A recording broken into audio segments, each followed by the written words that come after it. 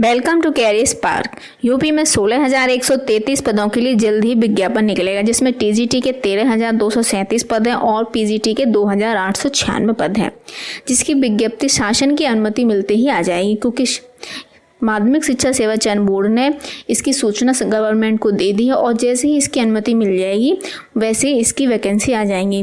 इस vacancy related सारी जानकारी जान लेंगे इस वीडियो में, जैसे शैक्षिक योग्यता क्या होनी चाहिए, आयु सीमा कितनी होनी चाहिए, सीटेट, टेट या बीएड क्या ज़रूरी है, एग्जाम पैटर्न किस प्रकार का होता है, इंटरव्यू होगा या नहीं, सैलरी कितनी होती है इसमें, और सब्जेक्ट कॉम्बिनेशन जो कि बहुत इंपॉर्टेंट है टीजीटी में। तो सभी कुछ जानेंगे इस वीडियो में। तो चलिए वीडियो स्टार्ट करते हैं। ये केवल 3 दिन पूर्व की खबर है, जिसमें शासन की अनुमति पर शुरू होगी 16,133 पदों में भर्ती। ठीक है, इसमें तो जल्दी ही ये भर्ती आएगी। इस वैकेंसी का अभी नोटिफिकेशन नहीं आया है। यह जो नोटिफिकेशन है वह 2016 में टीजीटी पीजीटी की भर्ती हुई थी, उसका नोटिफिकेशन है।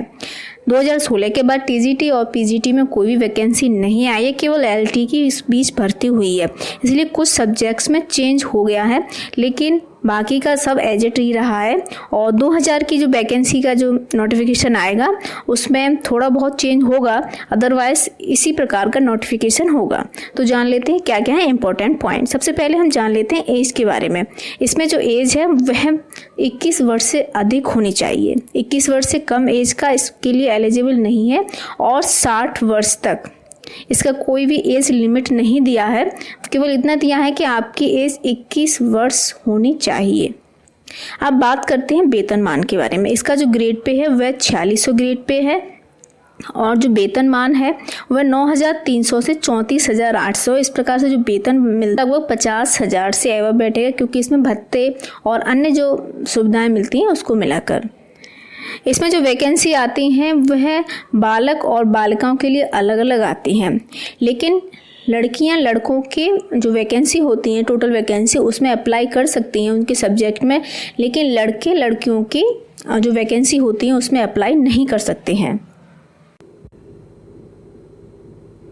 शैक्षिक योग्यता देख लेते हैं। टीजीटी जिसे को हम प्रशिक्षित स्नातक भी कहते हैं।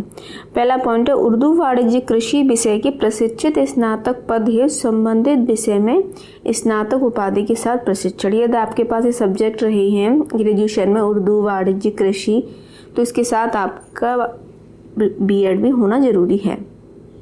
सेकेंड है संस्कृत विषय हेतु प्रशिक्षित स्नातक संस्कृत अथवा संपूर्णानंद संस्कृत विद्यालय वाराणसी द्वारा प्रदान शास्त्रीय आचार्य के साथ प्रशिक्षण उपाधि।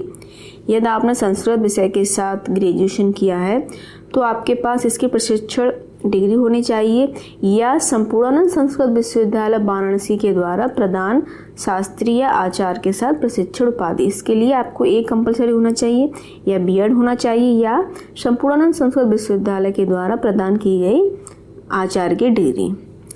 थर्ड पॉइंट जो कि बहुत इंपॉर्टेंट है, जिसकी वजह से मोस्टली स्टूडेंट एग्जाम में फॉर्म फिल करने से रह जाते हैं। इसमें प्रॉब्लम्स क्या आती है, बीए में हिंदी तथा संस्कृत के साथ इंटरमीडिएट या समकक्ष परीक्षा एवं बीएड या अन्य समकक्ष डिग्री। ठीक है, या बीए हिंदी या संस्कृत विषय के साथ अथवा समकक्ष एवं बीएड या अन्य समकक्ष डिग्री। इसमें उन्होंने 2 पॉइंट दिए हैं, दोनों को क्लियर कर लेते हैं। पहला है बीए के साथ या तो आपके पास संस्कृत हो, ठीक है, तो आप इसमें अप्लाई कर सकते हैं। दूसरा है यदि आपके पास बीए के साथ आपके पास संस्कृत नहीं है तो आपके पास इंटर में संस्कृत होना जरूरी है।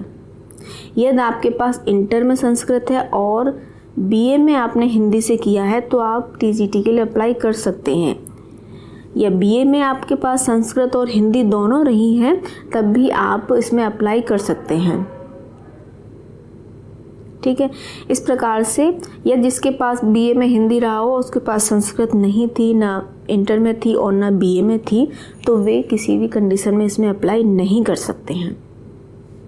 आई होप आपकी समझ में आ गया होगा। नेक्स्ट है अंग्रेजी विषय हेतु स्नातक अंग्रेजी साहित्य और अंग्रेजी भाषा। आपके पास ग्रेजुएशन में इंग्लिश लिट और इंग्लिश जनरल दोनों ही होना जरूरी है। इसके बाद आपके पास बीएड की उपाधि।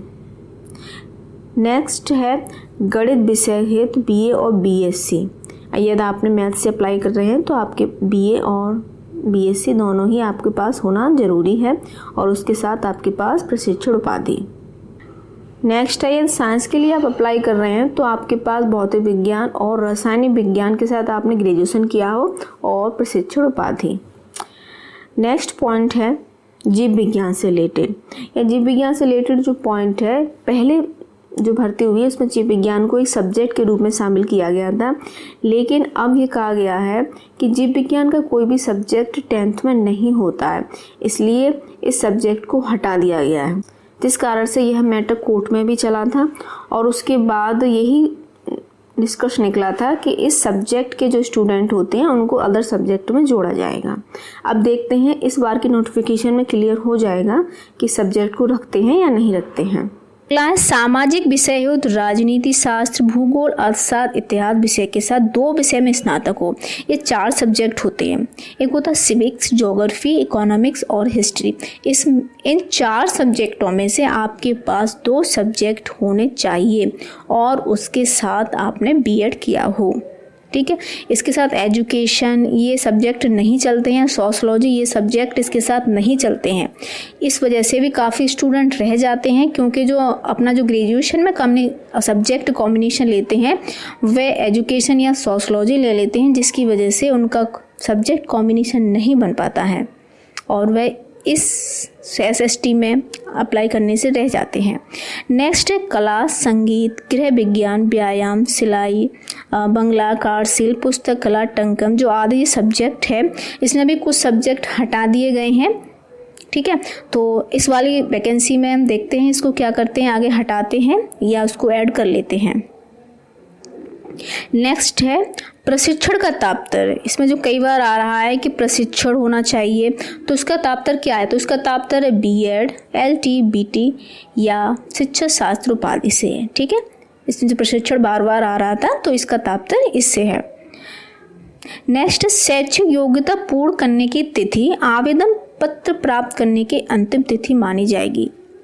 जो क्वालिफिकेशन ऊपर बताई गई हैं वह आप जो अप्लाई कर रहे हैं फॉर्म वो आपके पास ऑलरेडी होनी चाहिए। इसमें जो क्वेश्चन आते हैं वह बहुविकल्पी आते हैं, जिसमें से आपको 4 में से एक पर सर्कलिंग में से आपको कलर भरना होता है, काला करना होगा पेन से या जिससे भी वो अपने नोटिफिकेशन में देंगे। बात कर लेते हैं परीक्षा पैटर्न और उसमें अंकों का विभाजन किस प्रकार से होता है। जो परीक्षा होती है वह 2 भागों में डिवाइडेड होती है, एक होती है लिखित परीक्षा और दूसरा उसका जो पार्ट होता है वह होता है इंटरव्यू। अब तक जो एग्जाम हुए हैं उसके हिसाब से इसमें जो परीक्षा होगी वह 500 अंकों की होती है, जिसमें 85% अंक लिखित परीक्षा के होते हैं, अर्थात 425 का पेपर होता है, जिसमें एक ही पेपर आएगा आपका, अदर्स पेपर नहीं आते हैं, केवल एक ही पेपर आएगा। जिस सब्जेक्ट से आपने पेपर दे रहे हैं केवल उसी सब्जेक्ट के क्वेश्चन आएंगे। इसमें जीके का कोई भी क्वेश्चन नहीं आता है, जीके का कोई भी पार्ट नहीं होता है, केवल सब्जेक्टिव ही पेपर होता है। जैसे अदर्स एग्जाम में होता है KVS हो गया, नवोदय हो गया, जबकि LT में भी इस बार जीके के क्वेश्चन आए थे, तो ये भी संभावना है कि इस बार जीके के क्वेश्चन आ सकते हैं। अब बात कर लेते हैं किस प्रकार से इसमें अदर्स नंबर जुड़ते हैं। जैसे इसमें विशिष्ट योग्यता के 5% अंक हैं और 10% अंक मिलते हैं इंटरव्यू के। अब विशिष्ट योग्यताओं को जान लेते हैं कौन कौन सी विशिष्ट योग्यता है। यदि आपके पास PhD या DPhil की उपाधि है तो आपको 2% अंक मिलेंगे, अर्थात इसके आपको 10 अंक मिलेंगे। यदि आपने M.Ed की उपाधि ली है तो इसके भी आपको 10 अंक मिलेंगे। यदि आपने M.Ed में 2% अंक ले लिए हैं तो आपको B.Ed के अंक नहीं मिलेंगे। नेक्स्ट है, यदि राष्ट्रीय स्तर के आप कोई खिलाड़ी हैं तो इसका भी आपको 1% अंक मिलेगा। इस प्रकार से जो टोटल एग्जाम होता है वह 500 अंकों का होता है, जिसमें 425 आपका लिखित हो गया और 10% इंटरव्यू के, जबकि 5% आपको विशिष्ट योग्यता के मिलते हैं। इस बार ये भी संभावना है कि इंटरव्यू को समाप्त कर दिया जाए, क्योंकि LT में किसी भी प्रकार का कोई भी इंटरव्यू नहीं हुआ था और गवर्नमेंट ने यह भी कहा है कि अब इंटरव्यू को समाप्त किया जाएगा, क्योंकि इंटरव्यू में बहुत बड़ी संख्या में धांधली होती हैं। यदि इंटरव्यू को समाप्त कर दिया जाएगा तो जो लिखित एग्जाम होगा वह 95% का हो सकता है, लेकिन विशिष्ट योग्यता के अंकों को नहीं हटाया जाएगा। अब बात कर लेते हैं परीक्षा केंद्र के बारे में। इसमें जो परीक्षा केंद्र होते हैं उनकी संख्या अधिक नहीं होती, जो मेन सिटी होती हैं उन्हीं को परीक्षा के केंद्र बनाए जाते हैं। इस प्रकार से एज 21 प्लस होनी चाहिए। इसमें CTET या TET की कोई भी डिमांड नहीं होती है, इसमें B.Ed कंपलसरी होता है। तो आई होप आपकी समझ में आ गया होगा किस प्रकार से एग्जाम होगा और उसका पैटर्न आदि। ये फिर भी आपके कोई भी डाउट या कोई क्वेश्चन हो तो आप हमसे कमेंट में पूछ सकते हैं। वीडियो पसंद आया तो वीडियो को लाइक और शेयर करें, चैनल को सब्सक्राइब कर दें, बेल आइकन प्रेस कर दें जिससे नोटिफिकेशन आपको मिलती रहे। तो मिलते हैं नेक्स्ट वीडियो में। Thanks for watching.